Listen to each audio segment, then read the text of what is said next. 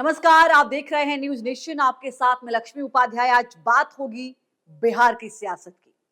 बिहार में हर एक दल चुनावी मैदान में उतर चुके हैं।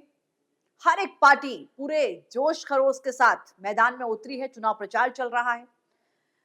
एनडीए की ओर से बहुत ज्यादा खींचतान सामने नहीं आई। समय रहते सीटों का बंटवारा हो गया। सबने अपने अपने प्रत्याशी घोषित कर दिए। बीजेपी और जेडीयू इस बार बराबर 101 सीटों पर चुनाव लड़ रहे हैं। लेकिन महागठबंधन में खींचतान देखने को जरूर मिली। लंबे समय तक मुख्यमंत्री के चेहरे का ऐलान नहीं हुआ, लेकिन बाद में स्पष्ट कर दिया गया कि तेजस्वी यादव ही महागठबंधन का मुख्यमंत्री का चेहरा होंगे। मुकेश सहनी को डिप्टी सीएम के लिए भी ऐलान कर दिया गया है कि उन्हीं का चेहरा है, क्योंकि वो इस बात पर लगातार अड़े हुए थे और इस बात पर सहमति भी बन गई। उनके नाम का ऐलान भी हो गया। लेकिन अब सवाल ये है, तेजस्वी यादव को मुख्यमंत्री चेहरा घोषित किया गया, उसके बाद जो पहला रिएक्शन सामने आया उनके बड़े भाई यानी लालू प्रसाद यादव के बड़े बेटे तेज प्रताप यादव का।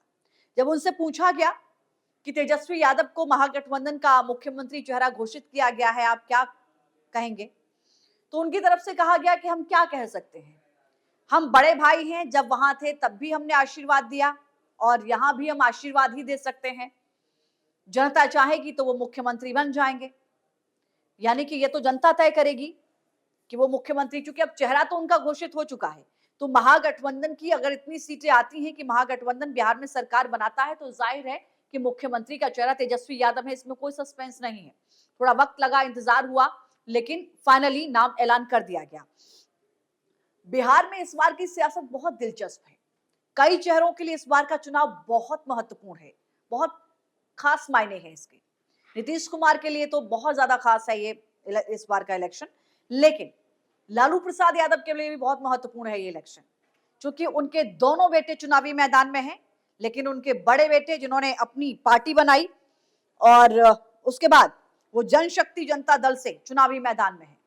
तेजस्वी यादव जहां आरजेडी से राघोपुर सीट से चुनाव मैदान में है, तो वहीं तेज प्रताप यादव अपनी जनशक्ति जनता दल से टिकट लेकर वो इस बार जो है वो चुनाव लड़ रहे हैं, चुनावी मैदान में है वो। और इस बार उन्होंने अपनी पार्टी से महुआ से चुनाव लड़ने का ऐलान किया है। हालांकि इस अभी तक जो है वो हसनपुर विधानसभा सीट से वो विधायक हैं। 2020 में वो हसनपुर विधानसभा सीट से चुने गए और 2015 में हालांकि वो महुआ विधानसभा सीट से चुनाव लड़े थे, वो जीते थे। लेकिन इस बार उन्होंने हसनपुर को नहीं चुना है, उन्होंने महुआ विधानसभा सीट को चुना है। और बड़ी बात यह है कि यहां से आरजेडी की तरफ से भी तेजस्वी यादव ने अपना उम्मीदवार उतारा है, यानी कि भाई के सामने उम्मीदवार आरजेडी का है। तो यहां पर क्या मुकाबला होगा और तेज प्रताप यादव की मुश्किलें कितनी बड़ी नजर आएंगी, इस पर तो नजर रहेगी ही। लेकिन क्या दूसरा, अगर आप बिहार में देखें तो दिलचस्प बात यह है कि तेज प्रताप यादव के खिलाफ तेजस्वी यादव ने राजद के उम्मीदवार को टिकट दे दिया है और राजद के मुकेश कुमार रोशन इस बार वहां से चुनाव लड़ रहे हैं। यानी कि एक तरफ तेज प्रताप यादव अपनी पार्टी से होंगे और दूसरी ओर लालू यादव की पार्टी ने ही अपने बेटे के खिलाफ एक नए उम्मीदवार को मैदान में उतारा है। मुकेश कुमार रोशन पहले भी महुआ विधानसभा सीट से चुनाव लड़ चुके हैं। 2020 में वो राजद की टिकट पर यहां से चुनाव लड़े थे और वो जीते थे। 2020 में यहां रोशन जीते थे, 2015 में यहां से तेज प्रताप जीते थे। तो जाहिर है कि 2025 में अगर यहां तेज प्रताप लड़ रहे हैं तो उनके लिए मुश्किलें कितनी ज्यादा हो सकती हैं, ये समझना होगा।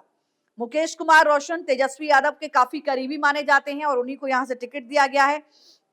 लेकिन अब सवाल यह है कि एक और मुख्यमंत्री पद का दावेदार चुन लिया गया, दूसरी ओर तेज प्रताप के लिए अपनी नई सियासी पारी की शुरुआत और इस बार खुद को स्थापित करना एक बड़ी चुनौती है। प्रशांत किशोर भी मैदान में है।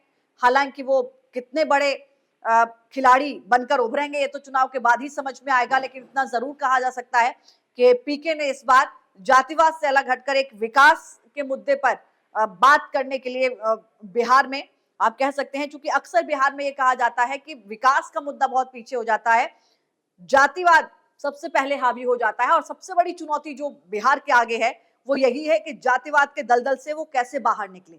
लेकिन पीके की जो कोशिश रही वो ये जरूर नजर आई, हालांकि वो कितना सफल होंगे कितना नहीं ये तो जब रिजल्ट आएंगे तब सामने आएगा। लेकिन उन्होंने विकास के मुद्दे पर जो है वो बात करने के लिए जरूर एक नया पहलू छेड़ा है।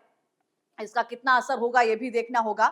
लेकिन ये जरूर है कि महागठबंधन में जो खींचतान रही, क्या उसने महागठबंधन की छवि को थोड़ा प्रभावित किया?